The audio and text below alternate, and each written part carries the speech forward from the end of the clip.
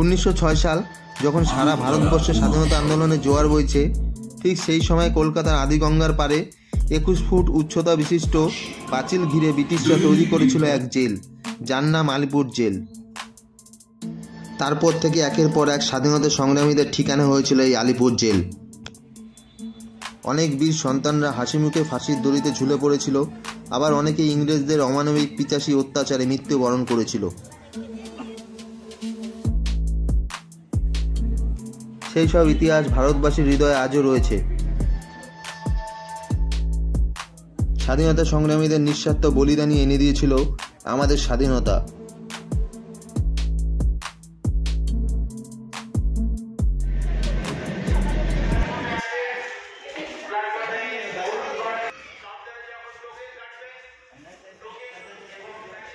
যতীন্দাস park metro station. বন্ধুরা, এখন আছে দক্ষিণ কলকাতার হাজরা মোড়। এই হাজরা মোড় থেকে একটু এগোলেই আলিপুর মিউজিয়াম, যা আগে ছিল আলিপুর জেল। মিনিট 10 হাঁটলেই পৌঁছে যাবে এই আলিপুর মিউজিয়াম। আর বন্ধুরা, তোমরা অটোতেও যেতে পারো। সামনেই দেখতে পাচ্ছ অটো স্ট্যান্ড রয়েছে, সেখান থেকে মাথা পিছু 10 টাকার বিনিময়ে তোমরা অটোতে করে চলে যেতে পারো কলকাতা আলিপুর মিউজিয়াম। সময় লাগবে 3 থেকে 4 মিনিট। এছাড়াও বাস পরিষেবা রয়েছে। এই রুটে বেশ কিছু বাস চলে, সেই বাস ধরে হাজরা মোড় থেকে 10 টাকার বিনিময়ে পৌঁছে যেতে পারো কলকাতা আলিপুর মিউজিয়াম। যদি তোমরা মেট্রোতে আসো তো যতীন্দাস পার্ক মেট্রো স্টেশন নেমে হাজরা মোড় থেকে অটো ধরে মিনিট 5-এর মধ্যে পৌঁছে যাবে আলিপুর মিউজিয়াম। আমি তো অটোতে করে রওনা দিলাম আলিপুর মিউজিয়ামের উদ্দেশ্যে। এছাড়াও শিয়ালদা দিয়ে আসা যায়। শিয়ালদা দিয়ে আসলে অনেক বাস আছে, যে বাসগুলো হাজরা মোড় আসে, সেই বাসে হাজরা মোড় নেমে সেখান থেকে অটো বা বাস ধরে এবং হাঁটাপথেও চলে আসতে পারো এই আলিপুর মিউজিয়াম। বন্ধুরা, দেখতে পাচ্ছ অবশেষে চলে এসেছি কলকাতা আলিপুর জেল মিউজিয়ামে। তো দেখতে পাচ্ছ আমার পেছনে পুরোটাই দেখাচ্ছি তোমাদের। তো এখন ভেতরে যাবো, যাবতীয় এখানের সঙ্গে যে সমস্ত ইতিহাস জড়িয়ে রয়েছে সমস্তটাই তোমাদের বলবো। তো চলো সঙ্গে থাকো, দেখতে থাকো, আস্তে আস্তে ভেতরে যাই এবং যাবতীয় তোমাদের দেখাই। তো এবার আস্তে আস্তে ভেতরে যাবো। সময় নষ্ট না করে আস্তে আস্তে করে আপনারা মিউজিয়ামে প্রবেশ করবেন। গাড়ি পার্কিং করে ভেতরে প্রবেশ করে ডান দিকে দেখবে কফি হাউস রয়েছে, সেখান থেকে কফি খেয়ে নিতে পারো। এবং তার পাশেই রয়েছে মে আই হেল্প ইউ, কোনো রকম ইনফরমেশনের জন্য সেখানে চলে যেতে পারো। তার পাশেই রয়েছে টিকিট কাউন্টার, সেখান থেকে মাথা পিছু 30 টাকা টিকিট কেটে তোমরা ভেতরে প্রবেশ করতে পারবে। এবং প্রতিদিন সন্ধ্যায় 7টা থেকে লাইট অ্যান্ড সাউন্ড শো হয়। সেই শো দেখবার জন্য টিকিট মূল্য মাথা পিছু 100 টাকা।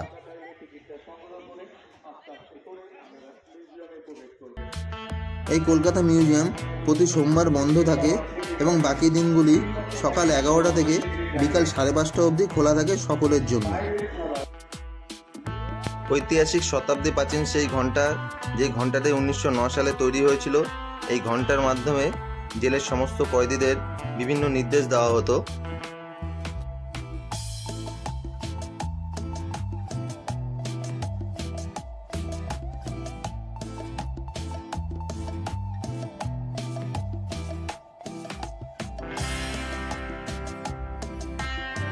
ভেতরে প্রবেশ করার সময় গেটের মুখে সিকিউরিটি রয়েছে, তারা চেকিং করবে। চেকিং করার সময় যদি কোনো রকম ব্যাগ ট্যাগ নিয়ে আসো, সেই সমস্ত ব্যাগগুলো বাদিকে একটি ঘর রয়েছে, সেখানে জমা করতে হবে।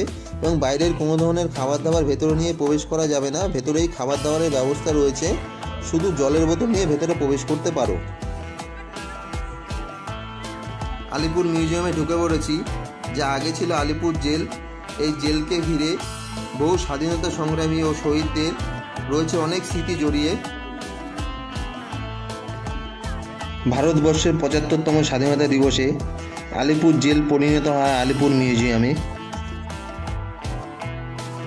তারপর এখানকার যে সমস্ত কয়েদিরা ছিল তাদেরকে সরিয়ে নিয়ে যাওয়া হয় অন্যত্র বারুইপুরের নতুন জেলে ও প্রেসিডেন্সি জেলে।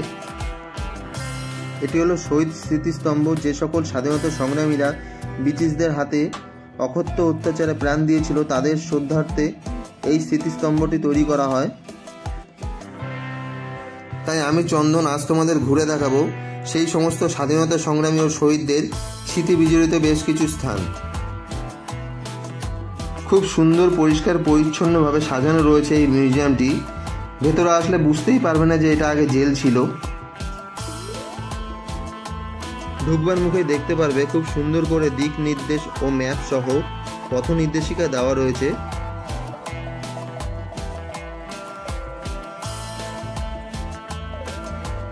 এখানে দেখতে পাচ্ছ দিক নির্দেশ করে দিয়েছে এখানে কি কি রয়েছে।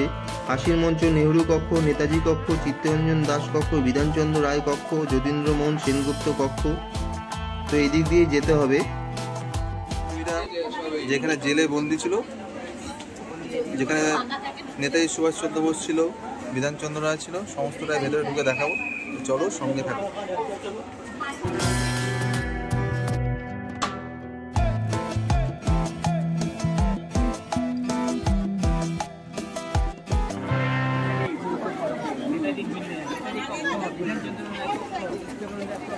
এখানে ডক্টর বিধানচন্দ্র রায় ছিলেন 1930 সাল, 5ই সেপ্টেম্বর 1930 সাল থেকে 16ই জানুয়ারি 1931 সাল পর্যন্ত।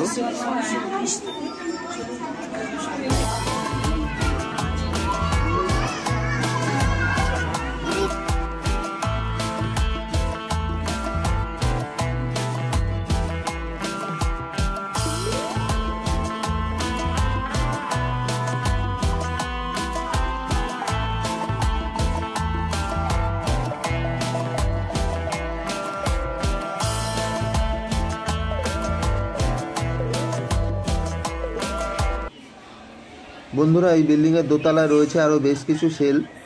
বিশেষ কিছু কনস্ট্রাকশনের কাজ চলছিল, তাই ওপরে উঠতে দেওয়া হয়নি। তো এই বিল্ডিংয়ের ওপরে দোতলায় যারা বন্দি অবস্থায় ছিলেন, নেতাজি সুভাষচন্দ্র বসু 23শে জানুয়ারি 1930 সাল থেকে 23শে সেপ্টেম্বর 1930 সাল পর্যন্ত ছিলেন। দেশবন্ধু চিত্তরঞ্জন দাস 14ই ফেব্রুয়ারি 1922 সাল থেকে 9ই আগস্ট 1922 সাল পর্যন্ত ছিলেন।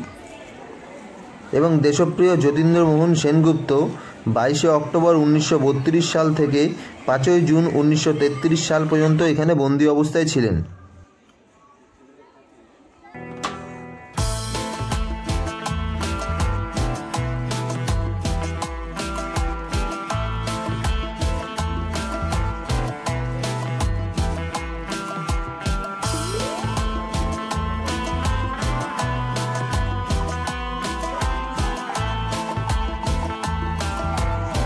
আমার পেছনে রয়েছে, এদিকটা রয়েছে ফাঁসির মঞ্চ। তো ভেতরে যাবো এবং তোমাদের দেখাবো ফাঁসির মঞ্চ ঠিক কিরকম রয়েছে। এখানে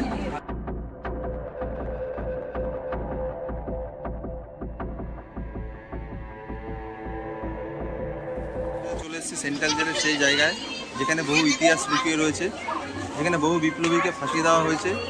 সেই ফাঁসির মঞ্চে দেখতে পাচ্ছ আমার পেছনেই রয়েছে সেই ফাঁসির মঞ্চ। গায়ে কাটা দেওয়ার মতো একটি জায়গা, যেখানে বহু মানুষ আসছে সেই ইতিহাসের সন্ধানে, ইতিহাসকে জানবার জন্য। তোমাদেরও সেই ইতিহাস কিছু দেখাবো, কিছু জানাবো, তোমাদের সাথেও কিছু শেয়ার করে নেব। চলো সঙ্গে থাকো। পুরো ফাঁসির মঞ্চ এবং যাবতীয় এখানে যা যা আছে সমস্তটাই তোমাদের ঘুরে দেখাবো। দেখতে পাচ্ছ বহু মানুষ এসছে।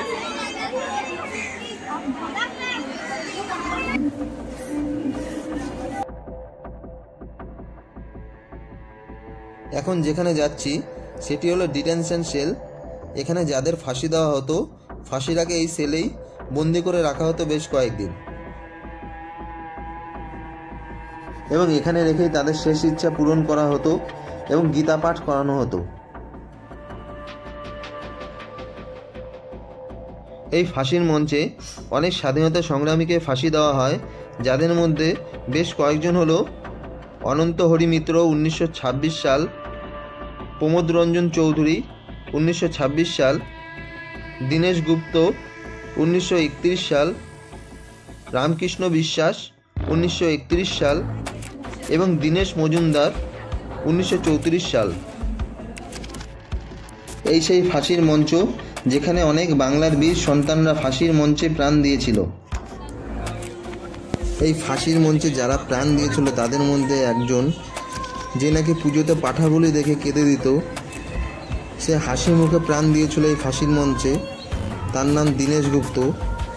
মৃত্যুকালে তার বয়স হয়েছিল মাত্র 19 বছর। এখানে ফাঁসি হয়ে যাওয়ার পর এই সামনে কাছের যে দরজাটি দেখছো সেখান থেকে মৃতদেহটি বের করা হতো এবং তারপর এই সামনে এই ঘরে রাখা হতো, যেখানে ডাক্তাররা পরীক্ষা নিরীক্ষা করতো এবং পোস্টমর্টম করে দেখতো।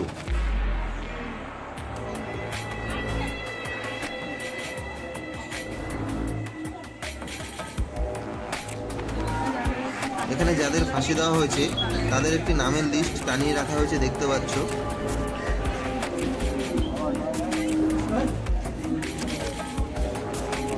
দেখতে পাচ্ছ এখানে ফাঁসির মঞ্চে দুটো দড়ি ঝোলানো রয়েছে, কারণ অনেক সময় জোড়া ফাঁসি দেওয়া হতো। এই ফাঁসির মঞ্চের ঠিক পেছনেই রয়েছে একটি বিল্ডিং, যেখানে বেশ কিছু জানলা রয়েছে। সেখানে সমস্ত বন্দীদের দাঁড় করিয়ে ফাঁসি দেখানো হতো, কারণ তারা যেন সেই ফাঁসি দেখে ভয় পায় এবং অপরাধমূলক আর কোনো রকম কাজকর্ম না করে। দেখতে পাচ্ছ জানলার মধ্যে বেশ কিছু রেপ্লিকা রয়েছে, তার মাধ্যমে বুঝিয়ে দেওয়া হয়েছে।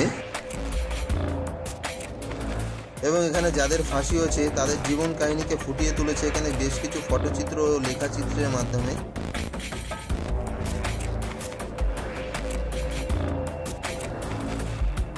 এই আলিপুর জেলে লাস্ট ফাঁসি হয় ধনঞ্জয় চ্যাটার্জি 15ই আগস্ট 2004 সালে।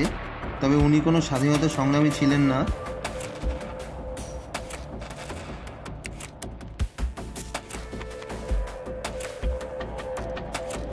তাৎকল যেখানে রয়েছে, যেখানে আগে ব্রিটিশ আমলে যারা বন্দি থাকতো তাদের সেই তাৎকলে তাঁতের কাজ করানো হতো। তো দেখতে পাচ্ছ আমার পেছনে রয়েছে, এখন সেই তাৎকলে যাবো এবং যাবতীয় তোমাদের দেখাবো। তাৎকল রয়েছে, এর পাশে রয়েছে টয়লেট।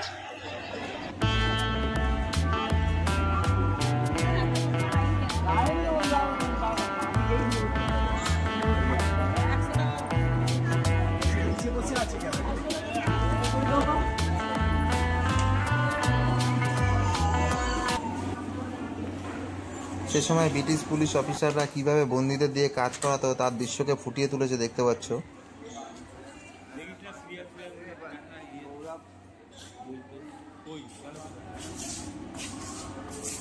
খুব সুন্দর একটি দৃশ্যকে ফুটিয়ে তোলা হয়েছে এখানে।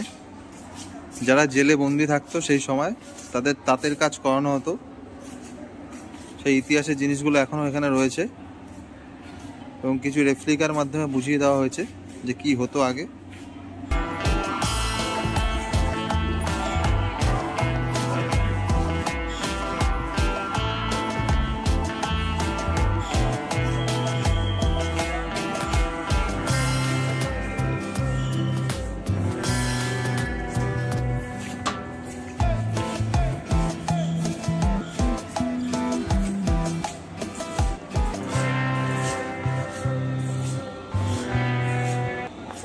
এখন আমরা যাচ্ছি ওয়াচ টাওয়ারের কাছে, যেখান থেকে নজরদারি করা হতো পুরো জেলটিকে। এই আলিপুর জেলের ভেতর প্রতিটি সেল রাউন্ড শেপে পরপর তৈরি করা হয়েছে।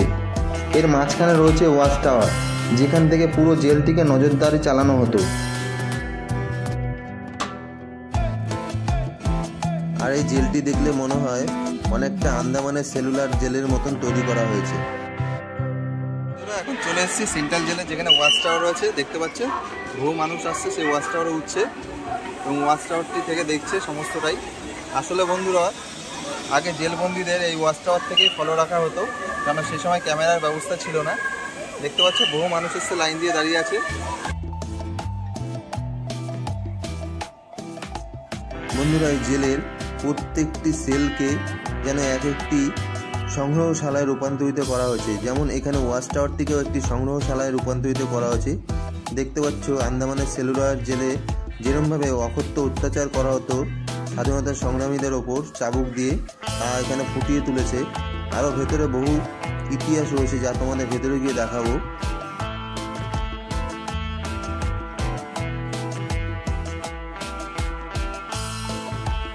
আলিপুর মিউজিয়াম, যা আগে ছিল আলিপুর জেল, সেই জেলের ওয়াচ টাওয়ারের ভেতর আন্দামান সেলুলার জেলের বিভিন্ন কাহিনীকে ফুটিয়ে তুলেছে। আমাদের ভারতবর্ষের যে সমস্ত স্বাধীনতা সংগ্রামীরা ছিল তাদের বিভিন্ন ইতিহাসকে ফুটিয়ে তুলেছে, যা তোমাদের দেখাচ্ছি। দেখতে পাচ্ছ এখানে যে সমস্ত ফ্রিডম ফাইটাররা ছিল 1909 থেকে 1921 সাল পর্যন্ত, তাদের এখানে নাম দেওয়া রয়েছে। এছাড়াও সে সময় সেলুলার জেলের ঘটে যাওয়া নানান ইতিহাসকে তুলে ধরেছে। এখানে দেখতে পাচ্ছি এখানে আরও কিছু ফ্রিডম ফাইটারের নামের লিস্ট দেওয়া রয়েছে। 1932 সাল থেকে 1938 সাল অবধি যে সমস্ত ফ্রিডম ফাইটাররা সেই জেলে বন্দি অবস্থায় ছিল, ব্রিটিশদের অকথ্য অত্যাচারের শিকার হয়েছিল, তাদের নামের লিস্ট দেওয়া রয়েছে, যাদের আত্মবলিদান আজ ভারতবর্ষের স্বাধীনতা এনে দিয়েছে।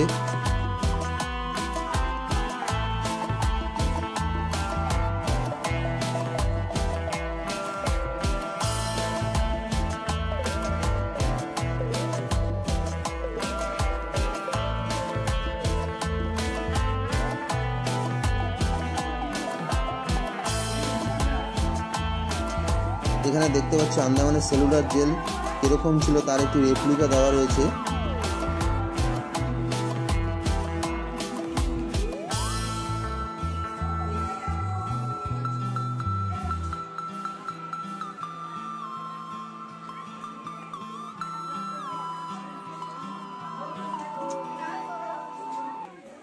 বন্ধুরা, এখন যেখানে এসেছি সেটা হলো আলিপুর জেলের জেনারেল ওয়ার্ড। বন্দীদের প্রথম অবস্থায় এখানে এনে রাখা হতো, তারপর বিচারের পর সাজা অনুযায়ী বিভিন্ন সেলে পাঠানো হতো। তো চলো বন্ধুরা, তোমাদের ঘুরে দেখাই এখানকার জেনারেল ওয়ার্ডটি কেমন ছিল।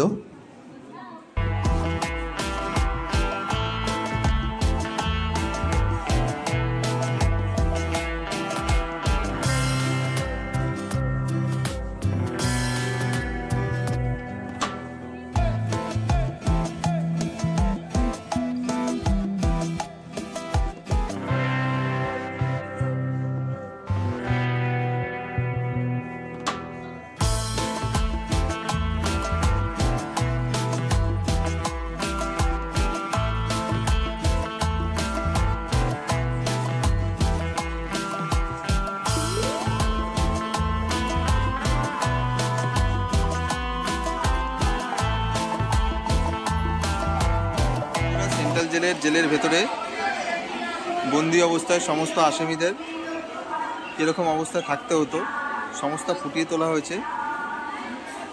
আমার পেছনে যে জায়গাটা দেখতে পাচ্ছ সেখানে যাব এবং যাবতীয় তোমাদের দেখাবো। চলো সঙ্গে থাকো, দেখতে থাকো, আশা করি তোমাদের ভালো লাগবে। এই একটা মাত্র সেল যা একই রকমভাবে রাখা হয়েছে আগের অবস্থায়, যা আসলে তোমরা দেখতে পারবে।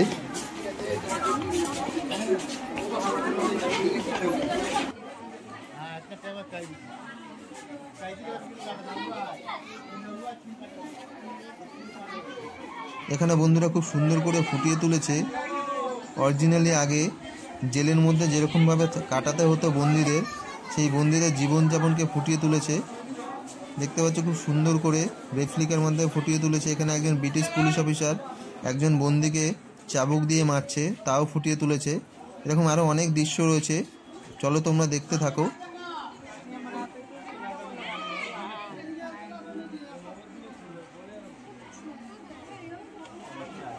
এখানে দেখতে পাচ্ছি একজন বন্দী ঝাড়ুদারের কাজ করছে।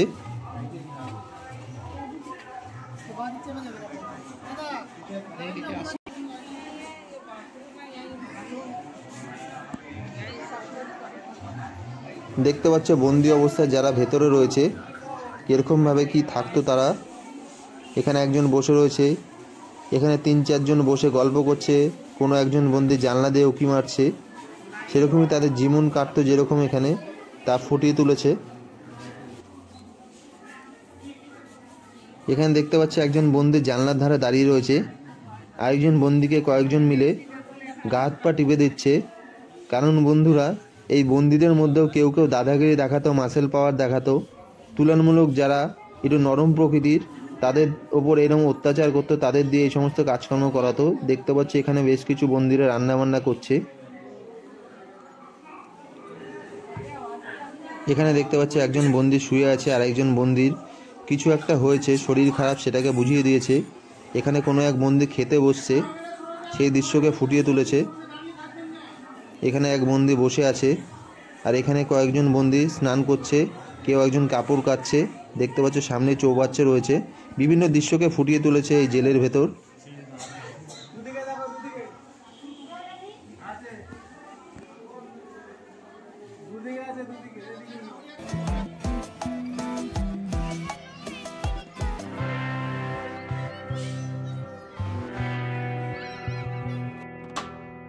এখন চলে এসেছি কাজী নজরুল ইসলাম যেই কক্ষে বন্দি অবস্থায় ছিলেন সেই কক্ষের সামনে। এখন ভেতরে যাব এবং যাবতীয় তোমাদের দেখাবো। দেখতে পাচ্ছ প্রচুর মানুষ একে একে ঢুকছে কাজী নজরুল ইসলামের সেই কক্ষে। তো চলো আস্তে আস্তে প্রবেশ করি ভেতরে।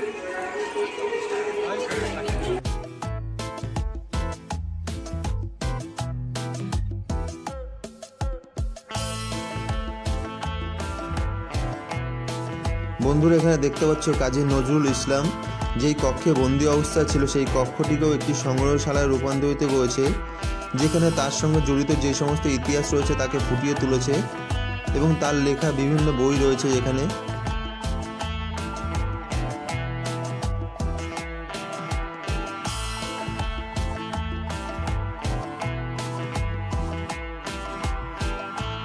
দেখতে পাচ্ছি এখানে তার বেশ কিছু ছবি টানিয়ে রাখা হয়েছে বিভিন্ন সময়কার।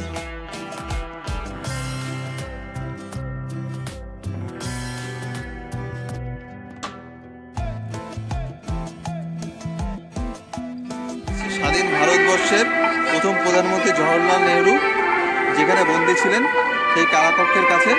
তো চলো এখন ভেতরে যাব এবং যাবতীয় তোমাদের দেখাবো। দেখতে পাচ্ছ আর পেছনে রয়েছে সেই কারাকক্ষ যার সঙ্গে জড়িয়ে রয়েছে বহু ইতিহাস। এই সেলেই বন্দী ছিলেন স্বাধীন ভারতের প্রথম প্রধানমন্ত্রী জওহরলাল নেহরু। 17 ফেব্রুয়ারি 1934 থেকে 7 মে 1934 পর্যন্ত এখানে তিনি বন্দী অবস্থায় ছিলেন। এখানে দেখতে পাচ্ছ স্বাধীন ভারতবর্ষের আরেক প্রধানমন্ত্রী যিনি ছিলেন ভারতবর্ষের প্রথম মহিলা প্রধানমন্ত্রী ইন্দিরা গান্ধী। ইন্দিরা গান্ধীর পিতা ছিলেন জওহরলাল নেহরু। তিনি যখন বন্দী অবস্থায় এই জেলে ছিলেন তখন তার সঙ্গে দেখা করবার জন্য ইন্দিরা গান্ধী ঠিক এখানে বসেই অপেক্ষা করতেন।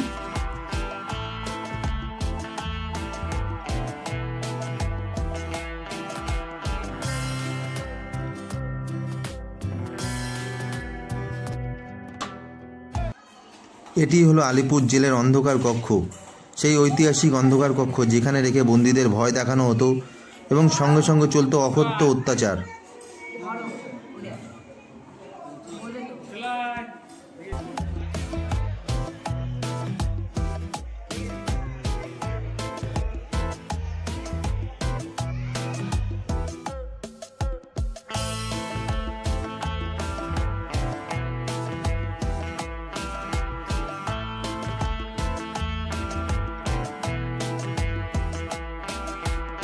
সেন্ট্রাল জেলের ভেতরে যে ফুড জোন রয়েছে সেখানে চলে এসেছি।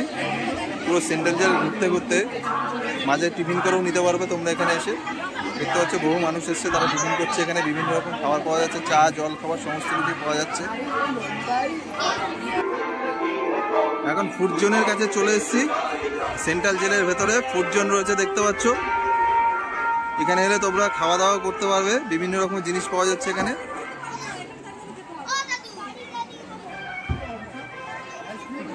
চা কফি জল বিভিন্ন রকম খাবার দাবার সমস্ত কিছু পাওয়া যাচ্ছে দেখতে পাচ্ছ এই ফুড জোনে।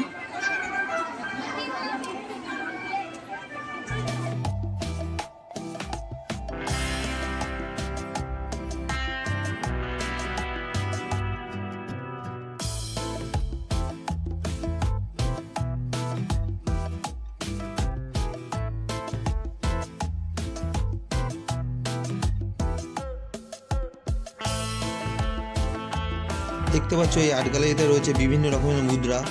ব্রিটিশ সরকারের সময়কাল থেকে এখনো অবধি যে সমস্ত মুদ্রাগুলি ব্যবহৃত হয়েছে সেই সমস্ত মুদ্রার কিছু ছবি।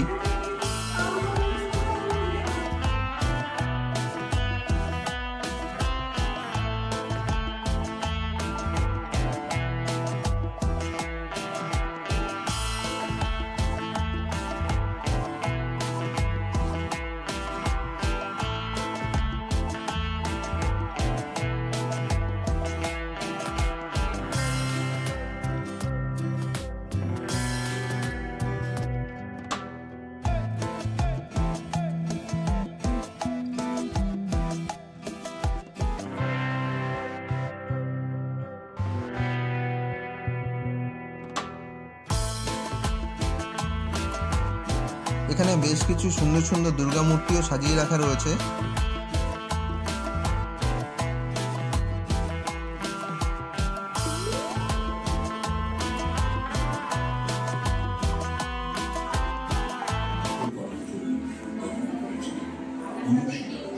আলিপুর জেলের আর্ট গ্যালারির এই কক্ষে অডিও ভিডিওর মাধ্যমে ভারতবর্ষের স্বাধীনতার নানান ইতিহাসকে ফুটিয়ে তুলেছে।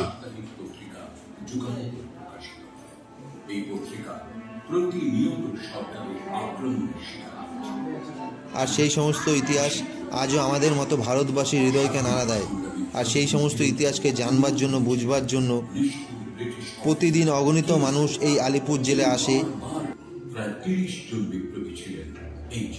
এই আলিপুর জেল আলিপুর মিউজিয়ামে পরিণত হয় 22শে সেপ্টেম্বর 2022।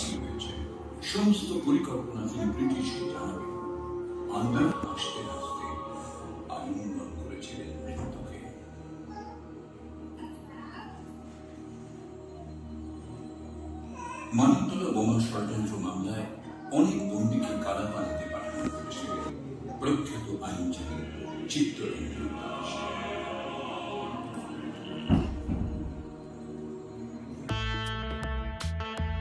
আলিপুর জেলে এই সেই জায়গা যেখানে প্রতিদিন সন্ধ্যা 7টা থেকে লাইট ও সাউন্ড শো দেখানো হয়।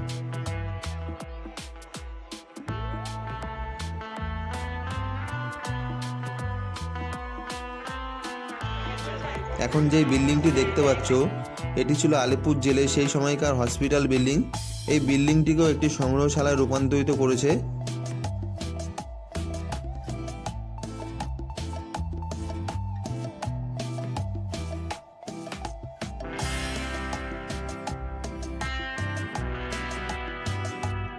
যেখানে ভারতের স্বাধীনতা সংগ্রামের সঙ্গে জড়িত যে সমস্ত ইতিহাস, সেই সমস্ত ইতিহাসকে এখানে তুলে ধরেছে।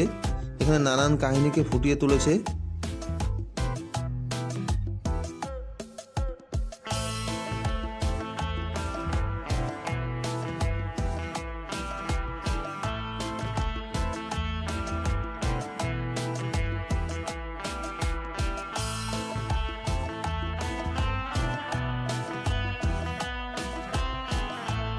বন্ধুরা, আজকের ভিডিও তোমাদের কেমন লাগলো তা অবশ্যই কমেন্ট করে জানাবে। ভালো লাগলে লাইক ও শেয়ার করবে। আর যারা যারা বন্ধুরা এখনও আমার এই চ্যানেলটি সাবস্ক্রাইব করোনি তারা সাবস্ক্রাইব করে পাশে থাকা বেল আইকনটি প্রেস করে দেবে। আর যারা অলরেডি করে দিয়েছে তাদেরকে অসংখ্য ধন্যবাদ।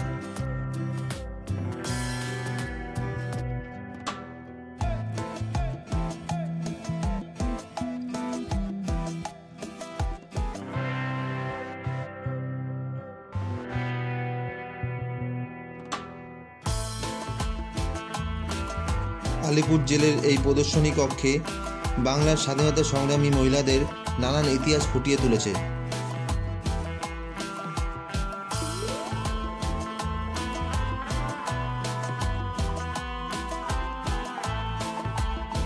বন্ধুরা, আবারও বলছি, আমার চ্যানেলে ভিডিও তোমাদের কেমন লাগে তা অবশ্যই কমেন্ট করে জানাবে। ভালো লাগলে লাইক, শেয়ার ও সাবস্ক্রাইব করবে, কারণ তোমাদের এই সাপোর্ট ও ভালোবাসা আমায় আরও নতুন নতুন ভিডিও বানাতে মোটিভেট করবে। তো সঙ্গে থাকবে, পাশে থাকবে।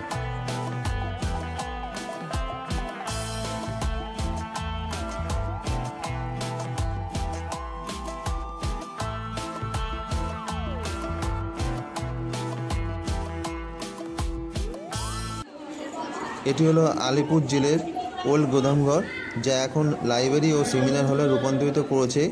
এটি রয়েছে একদম নেহরু কক্ষের পাশেই। এখানেও সেই সময়কার বিভিন্ন ইতিহাসকে ফুটিয়ে তুলেছে।